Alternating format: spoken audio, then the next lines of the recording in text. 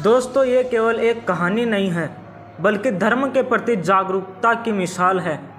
ये एक ऐसी हिंदी कहानी है जिसमें आपकी सनातन धर्म के एक रहस्यमयी श्राप के बारे में धरना साफ होगा। हिंदू सनातन शास्त्रों में काल सर्प दोष को एक अभिशाप की तरह माना जाता है। काल सर्प दोष हिंदू सनातन शास्त्र के मुताबिक व्यक्ति की कुंडली में ग्रह नक्षत्रों के योग से प्राय कुछ ना कुछ शुभ और अशुभ योगों का प्रारंभ होता रहता है। कुंडली में स्थित शुभ योग से जहां व्यक्ति को अच्छा फल प्राप्त होता है, वहीं अशुभ योग और दोष से जीवन में कुछ समस्याओं का सामना भी करना पड़ता है। काल सर्प दोष को शापित माना गया है। दरअसल हिंदू सनातन शास्त्र के जानकारों का कहना है कि काल सर्प दोष के अशुभ प्रभाव से शारीरिक, मानसिक और आर्थिक परेशानियों का सामना करना पड़ता है, लेकिन फिर भी कुछ लोग अपने तुच्छ ज्ञान की वजह से शास्त्रों में लिखी चेतावनियों को भी नज़रअंदाज करके अपने जीवन का सर्वनाश कर बैठते हैं। ऐसी ही कहानी इंजीनियर लड़के विजय की है।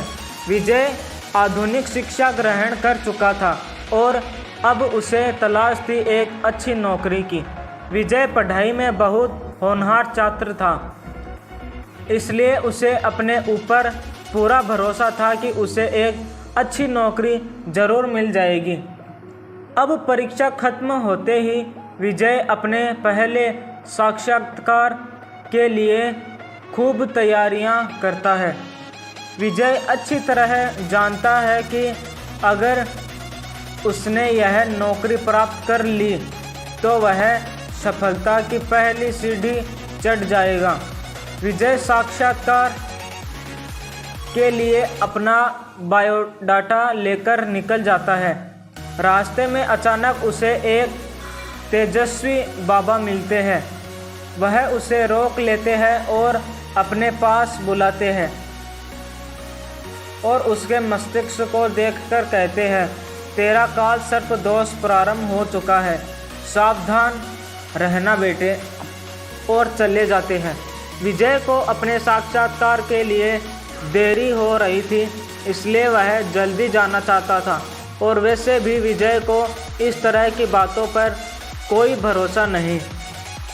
विजय कंपनी के रिसेप्शन में पहुंचकर साक्षात्कार की प्रक्रिया पता करता है।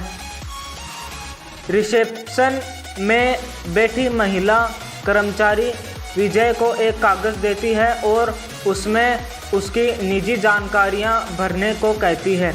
विजय कागज़ लेकर उसमें जानकारियां भरने लग जाता है। विजय के साथ साथ और भी प्रतिभागी साक्षात्कार में हिस्सा लेने आए हुए थे।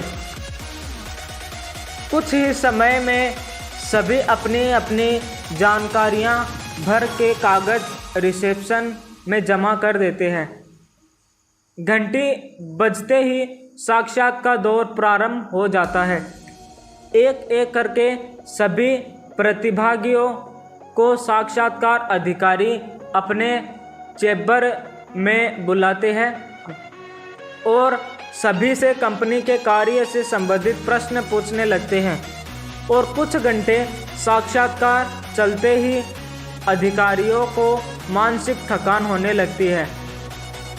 फिर भी वह साक्षात्कार जारी रखते हैं और इसी बीच बारी आती है विजय की। अधिकारी कई घंटों से एक ही तरह के सवाल पूछ कर थक चुके थे, इसलिए विजय के आते ही वह अपने सवाल बदल देते हैं और विजय से उसके निजी जीवन में संबंधित कुछ तीखे सवाल करते हैं। विजय के माता पिता का तलाक हो चुका था। यह बात विजय किसी को बताना पसंद नहीं करता था, लेकिन साक्षात्कार अधिकारियों के सामने मजबूरी में उसे यह बात बतानी पड़ती है और इसी बात पर जब अधिकारी विजय को अपमानित करते हैं तो उसे गुस्सा आ जाता है और वह अधिकारियों के मुंह में अपना कागज फेंककर साक्षात्कार चैम्बर से बाहर निकल आता है। विजय ने साक्षात्कार की बहुत तैयारियां की थी, लेकिन अधिकारियों के ऐसे रवैये से उसका मनोबल टूट जाता है और वह सोच लेता है कि अब वह किसी के साक्षात्कार में नहीं जाएगा। विजय अपने गांव लौट जाता है। उसके पिता ने उसकी मां का साथ पहले ही छोड़ दिया था, लेकिन उसकी मां गांव में अकेले रह रही थी। विजय गांव पहुंचता है और कुछ ही पल में उसकी मां समझ जाती है कि उनका बेटा दुखी है। वह अपनी मां से बिना कुछ कहे घर के अंदर चला जाता है। कुछ दिनों बाद विजय का मानसिक तनाव बढ़ने लगता है। विजय को अकेला रहने की आदत पड़ जाती है। देखते देखते 1 साल गुजर जाता है। विजय अपने कॉलेज के सभी दोस्तों से बात करना बंद कर चुका था। विजय की हालत बदतर होते देख उसकी मां को चिंता होने लगती है। वह उसे मनोवैज्ञानिक ज्योतिष आचार्य के पास ले जाती है। हालांकि विजय वहां नहीं जाना चाहता, लेकिन अपनी मां के ज़बरदस्ती दबाव देने पर उसे वहां जाना ही पड़ता है। ज्योतिषाचार्य विजय की कुंडली देखते ही अपनी आंखें बड़ी कर लेते हैं और कहते हैं, बेटा, तुम्हारी कुंडली में तो अद्भुत काल सर्प दोष है। अपने माँ की भक्ति की वजह से तुम अब तक जिंदा हो, क्योंकि तुम्हारे जीवन में काल की दस्तक हो चुकी है और वह तुम्हारा भविष्य खाने के लिए तैयार है। विजय को इन सब बातों में कोई रुचि नहीं होती। वह अपनी माँ से कहता है, माँ, ये मुझे कहाँ ले आई हो? मुझे इस ढोंगी की बकवास बातें नहीं सुनना। और वह वहाँ से उठकर चला जाता है। विजय के ऊपर काल सर्प दोष का काला साया मंडरा रहा था, जिससे उसके जीवन में संकटों का पहाड़ टूटने वाला था। लेकिन वह अपनी जिद में अपना जीवन बर्बाद करने पर तुला हुआ था। विजय के जाने के बाद उसकी मां ज्योतिषाचार्य से विजय का काल सर्प दोष समाप्त करने का उपाय पूछती है। ज्योतिषाचार्य शास्त्रों के पारंगत पुरोहित होते हैं, इसलिए वह विजय का काल सर्प दोष उतारने की पूजा विधि प्रारंभ कर देते हैं। कुछ दिनों के अंदर विजय की स्थितियों में बदलाव होने लगता है। उसे उसके मन का एक व्यापार बहुत कम निवेश में सूझता है।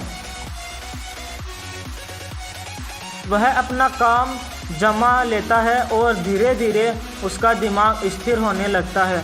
विजय के काल सर्प दोष हट चुका था और विजय सफलता की ऊंचाइयों में बढ़ने लगता है।